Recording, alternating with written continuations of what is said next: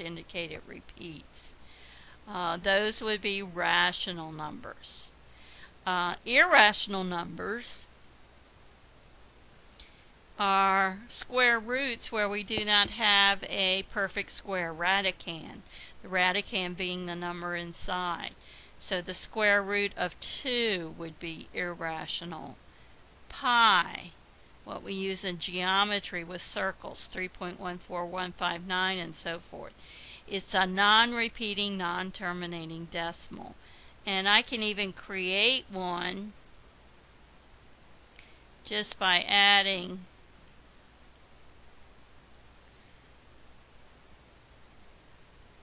one more 2 in each. So you can see this would continue without ever repeating. So those are examples of irrational. These two would be examples of rational.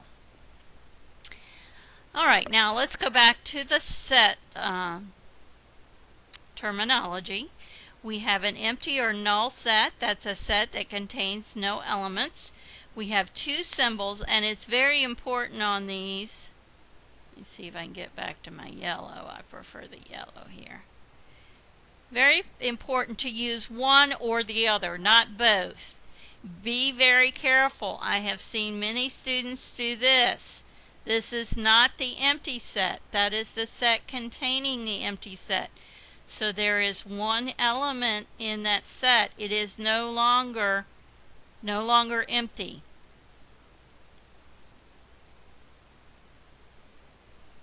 So be careful.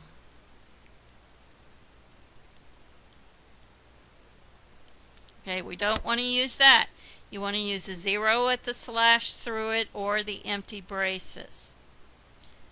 All right, next we talk about the cardinal number of a set. That's the number of distinct, and that's an important word, meaning different, number of distinct elements in a set. And the symbol we use for cardinal number is N of A. Notice how I say N of A. That would be the same thing as saying the cardinal number of A. So, if K contains 2, 4, 6, 8, 10, we count, there's 5 different elements. That means that N of K, or the number of elements in K, is 5. The cardinal number of K is 5. In set A, we have 3 different elements. Okay, now in set B, A, B, C, A, E, notice A is repeated, so there are only 4 distinct elements. So we only have 4 as the cardinal number, not 5. Okay, a finite set is a set that has a cardinal number that is a whole number. That means 0, 1, 2, 3, 4, and so forth.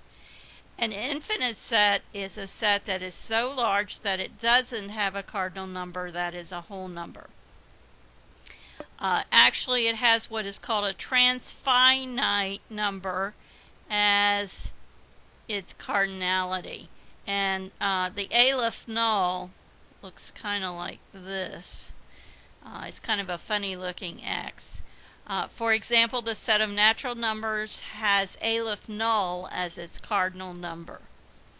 Okay, and we're probably not going to talk that much about other than mentioning that here, about those transfinite numbers. Now, we have finite sets. An example would be the set containing 1, 2, 3. The set containing 2 through 100, counting by 2, so the even natural numbers from 2 through 100. 1, 2, 3 has 3 elements. The other set has 50 elements. Now, if we look at the set 1, 2, 3, and so forth, that would be the set of natural numbers. Because of the ... that indicates it goes on and on forever. Notice ... here did have an ending. Actually, we're going on and on until we get to 100. But in this case, where there's no number over here, we're going on to infinity. So that set and the set of rational numbers are also infinite sets. A well-defined set, to continue with our terminology, is a set for which it is possible to tell whether a particular object is an element of the set. For example, the set of I equal to the set of all x such that x is an integer is well defined. We can look at any object and tell whether or not it is an integer, so no problem with that one. Set G, which is the set of all x such that x is a good student, is not well defined, since good, the term good, is ambiguous. It may be evaluated differently by different people.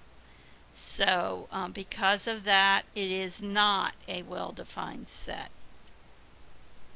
So we want to remember that. Okay, and last of all, we have equal and equivalent sets. It says set A is equal to set B, and it's written with an equal sign, A equals B, if, number one, every element of A is an element of B, and 2, every element of B is an element of A. So if I have the set A that contains little a, little b, and little c, and I have capital set B that contains little c, little a, little b, little a, then A is equal to B. They both contain the same distinct elements. They also, you'll note, have the same cardinal number. But the key to making them equal is everything we find in A, we find in B. Everything we find in B, we also find in A.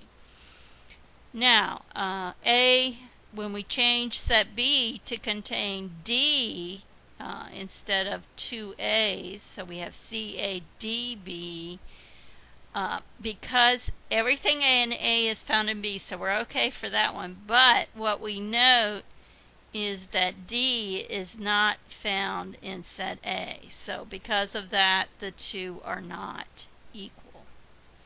Now, equivalent sets are sets that have the same cardinal number.